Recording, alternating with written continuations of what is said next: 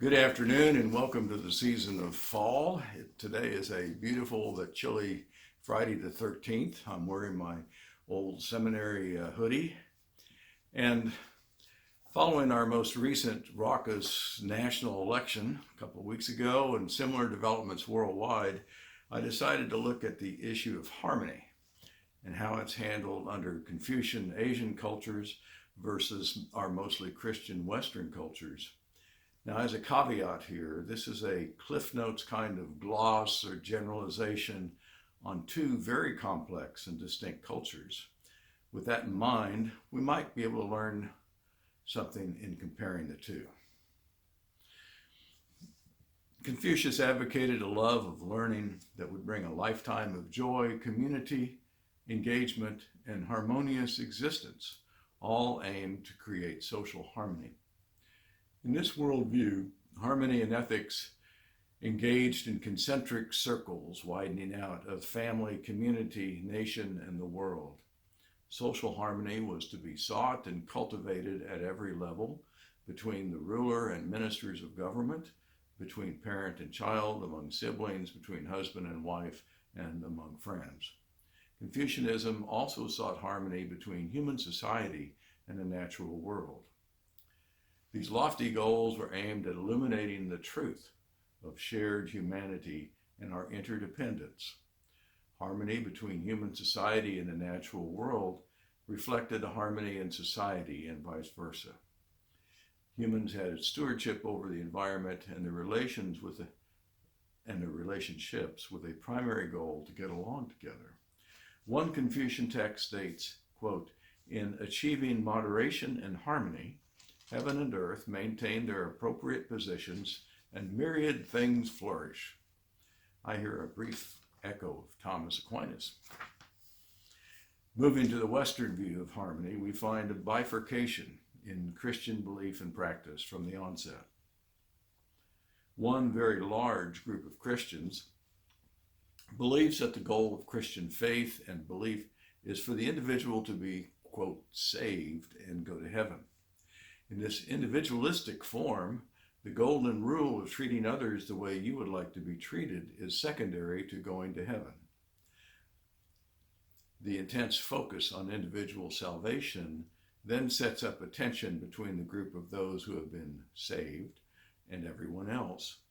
Often, judgment and condemnation of the unsaved is delivered as a way of inviting the unsaved, amazingly.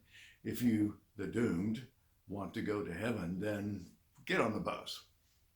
Social harmony is rendered nearly impossible in this situation. Harmony within the household, community, or nation is only possible as long as everyone agrees that going to heaven is the main objective. In his book, The Home That We Build Together, the chief rabbi of Britain, Jonathan Sacks, states, quote, "Multiculturalism has run its course and has not led to integration, but segregation. It has allowed groups to live separately with no incentive to integrate. Culture is fragmenting into non-communicating systems of belief in which civil discourse and reasoned argument becomes impossible. We see this fragmentation every day in the news.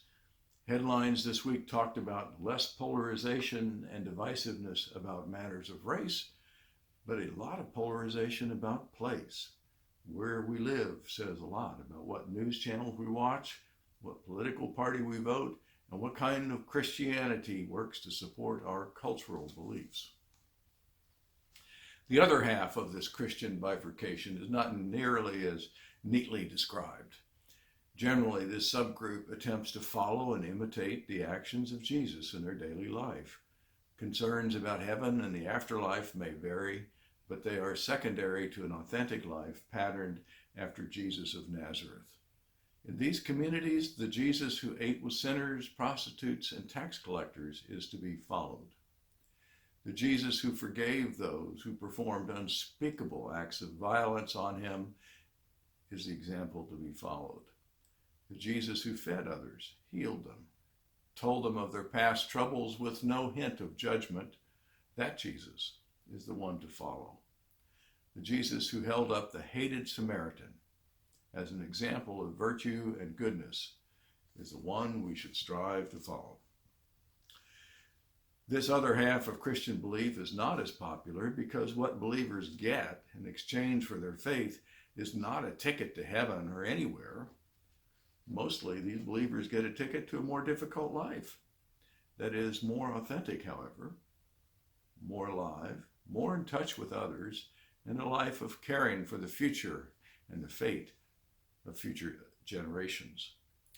Christianity says very little about harmony with the natural environment, but the practice of following the Jesus described earlier leads to a social harmony as well as harmony with the environment. Christianity does bring a concept of forgiveness to others as a reflection or imitation of God's forgiveness of us. Connecting individual action to a sense of gratitude for what God has forgiven us can promote social harmony. Jesus urges us to forgive without limit those who have wronged us. Confucius advocated forgiveness, love, and benevolence because such actions would remove resentment of others and build self-respect. There are differences between Christian and Confucian forgiveness, but in both cases, social harmony ensues. Obviously, the genie of social disharmony and disunity is out of the bottle in the West and the East. If we cannot get along together, and if we continue to abuse our planet, then we will need what the Zulus of Africa called Ubuntu, a philosophy of forgiveness and reconciliation based upon a shared vision of humanity. Thank you, Pip.